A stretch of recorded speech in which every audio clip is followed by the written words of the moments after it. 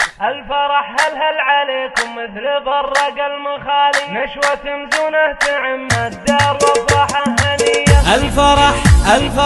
الفرح هل عليكم مثل برق المخالي، نشوة مزونة تعم الدار وافراحه هنية. أم يحيى جد بايك بنت وافينا الخصاي، لأم عبد الله الأصيلة أم كفن الندية. الفرح هل عليكم مثل برق المخايل، نشوة مزونة تعم الدار وافراحه هنية. فرحتي يا عمتي يا بنت كسب الجمايل، شيخة في عصرنا ومن العصور الأولية. الفرح هل عليكم مثل برق المخايل، نشوة مزونة تعم الدار وافراحه هنية. له فعول مشرفات وفي حصون وله دلايل، ساس ابوها اصل المفاخر حر اصوله يا عربية. الفرح هل عليكم مثل برق المخايل، نشوة مزونة تعم الدار وافراحه هنية. جيت لك يا عمتي فالحضور من الاوايل، جيت اشارك موجبي لك جيت وشله هدية. الفرح هل عليكم مثل برق المخايل، نشوة مزونة تعم الدار وافراحه هنية.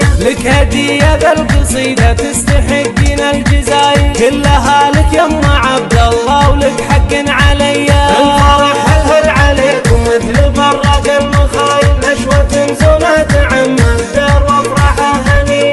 ام يحيى جد بايك بنت وافينا الخصاي، لأم عبد الله الأصيلة أم كفن الندية. الفرح هل عليكم مثل برق المخايل، نشوة مزونة تعم الدار وافراحه هنية. فرحتي يا عمتي يا بنت كسب الجمايل، شيخة في عصرنا ومن العصور الأولية. الفرح هل عليكم مثل برق المخايل، نشوة مزونة تعم الدار وافراحه هنية. له فعول مشرفات وفي حصون وله دلايل، ساس ابوها اصل المفاخر حر اصوله يا عربية. الفرح هل عليكم مثل برق المخايل، نشوة مزونة تعم الدار وافراحه هنية. جيت لك يا عمتي فالحضور من الاوايل، جيت اشارك موجبي لك جيت وشله هدية. الفرح هل عليكم مثل برق المخايل، نشوة مزونة تعم